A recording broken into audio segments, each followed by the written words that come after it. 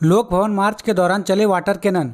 तेजस्वी मीसा समेत आरजेडी के कई नेता हिरासत में। 19 अगस्त को आरजेडी ने छात्रों के मुद्दों, कथित पेपर लीक, बेरोजगारी और सिवान में पुलिस की AK-47 फायरिंग के विरोध में लोक भवन मार्च निकाला। मार्च का नेतृत्व तेजस्वी यादव कर रहे थे, जबकि मीसा भारती भी इसमें शामिल थी। प्रदर्शन के दौरान बैरिकेडिंग तोड़ने की कोशिश हुई, जिसके बाद पुलिस ने वाटर कैनन का इस्तेमाल किया और तेजस्वी यादव, मीसा भारती समेत कई आरजेडी नेताओं, कार्यकर्ताओं को हिरासत में ले लिया। हिरासत में लिए जाने के बाद तेजस्वी ने कहा कि सरकार युवाओं से डर रही है और छात्रों के हक, रोजगार और पेपर लीक के मुद्दे पर उनका संघर्ष जारी रहेगा।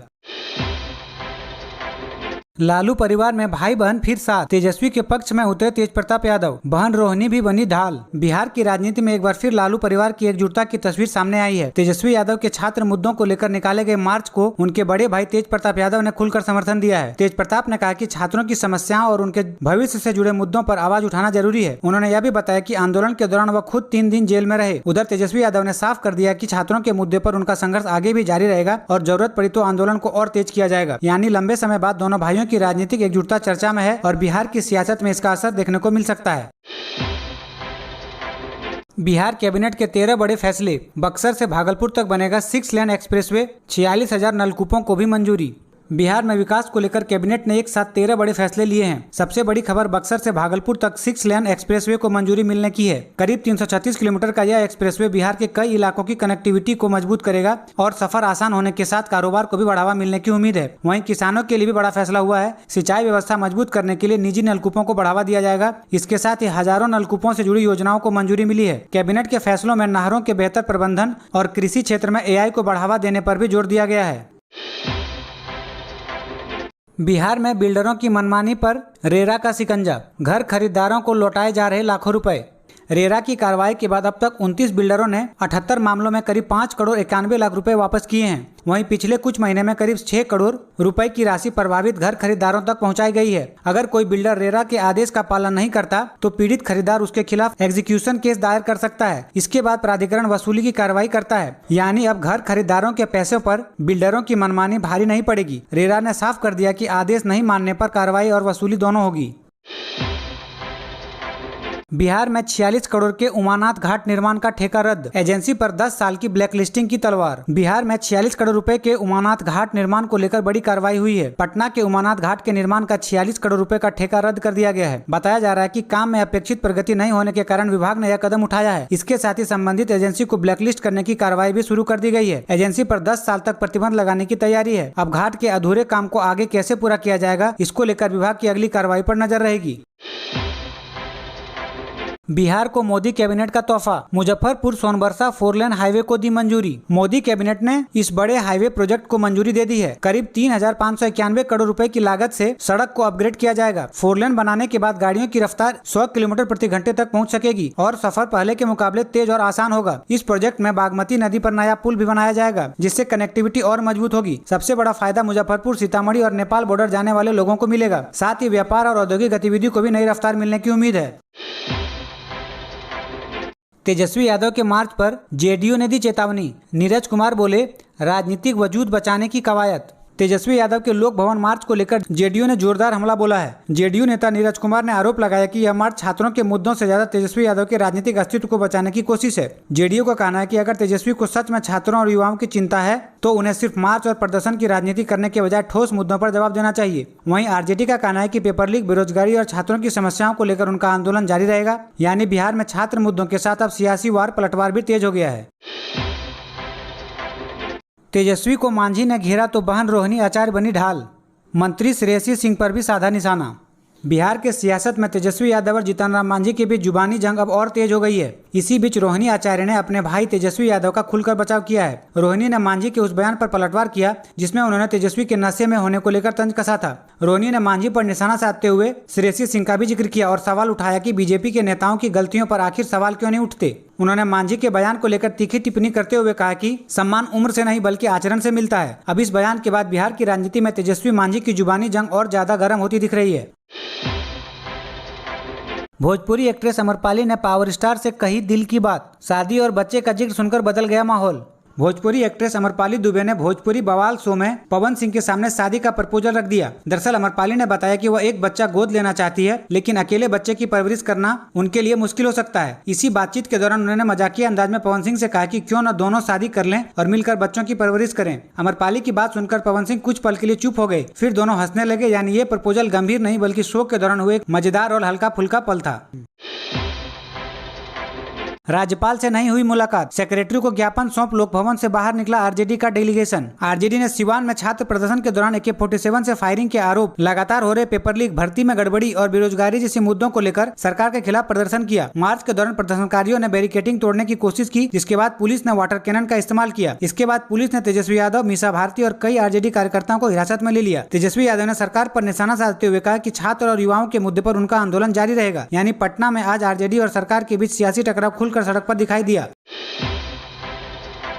बिहार के 3 अनुमंडलों में नए राजस्व अधिकारियों की तैनाती, विभाग ने जारी की अधिसूचना। बिहार में राजस्व विभाग ने प्रशासनिक स्तर पर बड़ा बदलाव किया। 3 अनुमंडलों में नए राजस्व अधिकारी की तैनाती की गई है। बिहार की ओर से इस संबंध में अधिसूचना जारी कर दी गई है। नई तैनाती का मकसद राजस्व और भूमि से जुड़े मामले के निपटारे में तेजी लाना और आम लोगों को बेहतर सेवा देना है। इन अधिकारियों के आने से दाखिल खारिज जमीन से जुड़े विवाद, राजस्व मामलों और दूसरे जरूरी सेवाओं के काम में तेजी आने की उम्मीद है। सरकार लगातार राजस्व व्यवस्था को मजबूत करने और लंबित मामलों के जल्द निपटारे पर जोर दे रही है। 8th पे कमीशन पर बड़ा अपडेट, कब से बढ़कर आएगी सैलरी पेंशन, OPS पर क्या है प्लान, NFIR ने दे डाली ऐसी चेतावनी।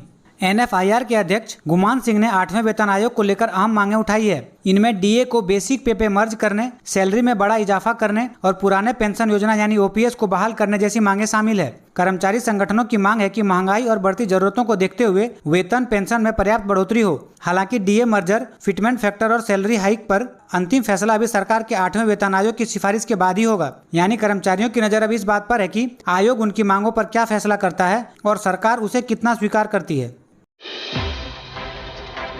बिहार में क्षेत्रीय भाषाओं को मिलेगा बढ़ावा, भोजपुरी, मगही और मैथिली के लिए बनेंगे सेंटर ऑफ एक्सीलेंस। बिहार में भोजपुरी, मगही, मैथिली और अंगिका समेत क्षेत्रीय भाषाओं के लिए सेंटर ऑफ एक्सीलेंस बनाए जाएंगे। शिक्षा मंत्री मिथिलेश तिवारी ने इसकी घोषणा की है। इन केंद्रों के जरिए क्षेत्रीय भाषाओं के संरक्षण, विकास और पढ़ाई को बढ़ावा दिया जाएगा। सरकार का फोकस बच्चों को उनकी स्थानीय और मातृभाषा से जोड़ने पर भी है। इससे पहले सरकार सरकारी स्कूलों में कक्षा 1 से 5 तक हिंदी के साथ भोजपुरी, मगही, मैथिली और अंगिका में पढ़ाई की व्यवस्था विकसित करने की दिशा में भी कदम उठा चुकी है। यानी आने वाले समय में बिहार की स्थानीय भाषाओं को शिक्षा और संस्कृति के क्षेत्र में और मजबूत पहचान मिल सकती है।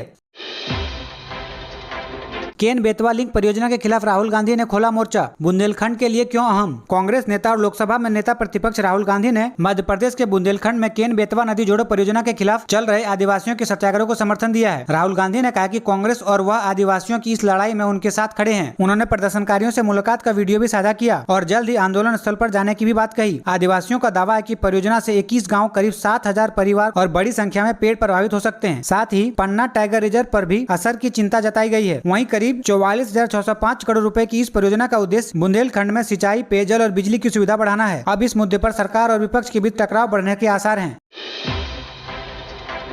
मणिपुर में NRC की मांग को लेकर हड़ताल, जनजीवन प्रभावित। मणिपुर में NRC को लेकर बवाल बढ़ गया है। सेंसस 2027 से पहले NRC लागू करने की मांग को लेकर 48 घंटे का राज्यव्यापी बंद जारी है। इस बंद का असर इम्फाल घाटी के कई इलाकों में साफ दिख रहा है। बाजार और दुकानें बंद है, स्कूल, कॉलेज और सार्वजनिक परिवहन भी प्रभावित हुए हैं। प्रदर्शनकारी चाहते हैं कि पहले नेशनल रजिस्ट्रेशन ऑफ सिटीजन यानी NRC को अपडेट किया जाए, उसके बाद जनगणना की प्रक्रिया आगे बढ़े। वहीं विरोध के बीच राज्य में सुरक्षा व्यवस्था भी कड़ी कर दी गई है। कुछ जगहों पर प्रदर्शनकारियों और सुरक्षा बलों के बीच तनाव की स्थिति भी बनी है।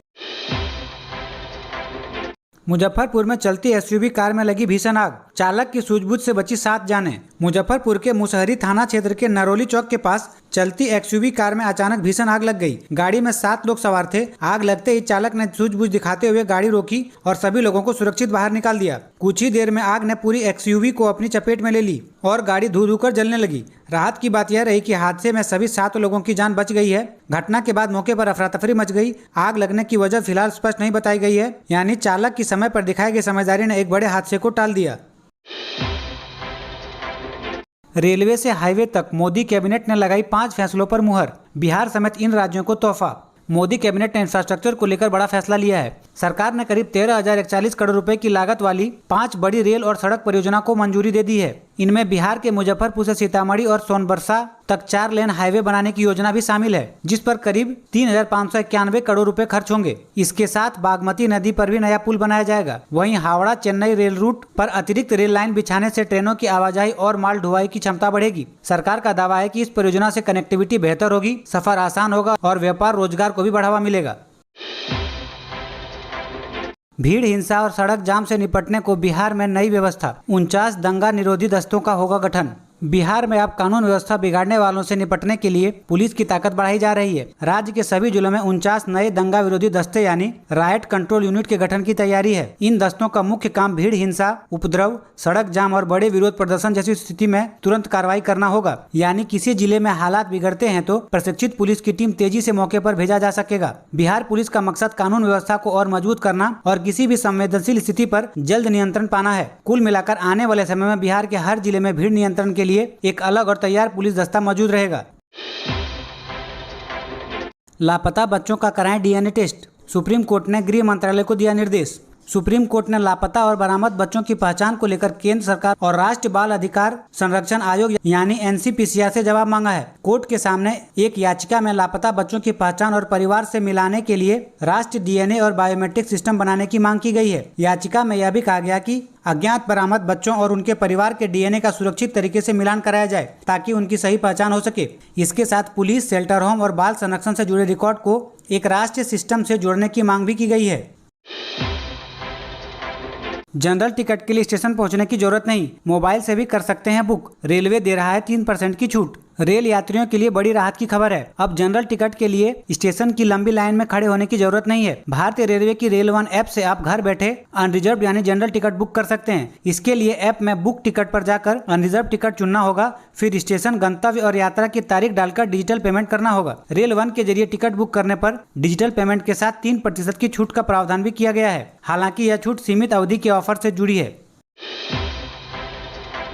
बिहार पंचायत परिसीमन के डाटा में सुधार के निर्देश, चुनाव आयोग के पोर्टल पर आज अपलोड होंगे आंकड़े। बिहार में पंचायत चुनाव से पहले परिसीमन की प्रक्रिया तेज हो गई है। राज्य निर्वाचन आयोग ने परिसीमन से जुड़े डेटा में सुधार के निर्देश दिए हैं। आयोग ने अधिकारियों को 2021 की जनगणना के आधार पर जनसंख्या और पंचायत से जुड़े आंकड़ों की बारीकी से मिलान करने को कहा है। पुराने रिकॉर्ड से भी डेटा की जाँच की जाएगी और संशोधित आंकड़े आयोजित के पोर्टल पर अपलोड किए जाएंगे। इसके बाद पंचायतों और वार्डों की सीमाओं में बदलाव की प्रक्रिया आगे बढ़ेगी। परिसीमन पूरा होने के बाद आरक्षण रोस्टर, मतदाता सूची और मतदाता केंद्रों से जुड़ी तैयारियां होंगी। यानी पंचायत चुनाव की तैयारी जारी है, लेकिन चुनाव से पहले परिसीमन का काम पूरा होना बेहद अहम है। पटना के 0 माइल पर जाम से मिलेगी राहत, हाईकोर्ट ने पूछा क्या है सरकार का प्लान। पटना के 0 माइल पर रोज लगने वाले भीषण जाम को लेकर अब पटना हाईकोर्ट सख्त हो गया है। कोर्ट ने राज्य सरकार से पूछा है कि आखिर इस समस्या के समाधान के लिए क्या कदम उठाए जा रहे हैं। जनहित याचिका में बताया गया है कि भारी वाहनों की गलत पार्किंग, ट्रैफिक नियमों का उल्लंघन और विभाग के बीच बेहतर तालमेल नहीं होने की वजह से 0 माइल समेत बाईपास के आसपास लगातार जाम की स्थिति बनी रहती है। कोर्ट ने सरकार को इस मामले में हलफनामा दाखिल कर जाम से निपटने के लिए उठाए जाने वाले ठोस कदमों की जानकारी देने का निर्देश दिया है। अब देखना होगा कि सरकार की ओर से क्या रोड मैप सामने आता है और पटना के लोगों को रोज रोज इस जाम से कब तक राहत मिलती है।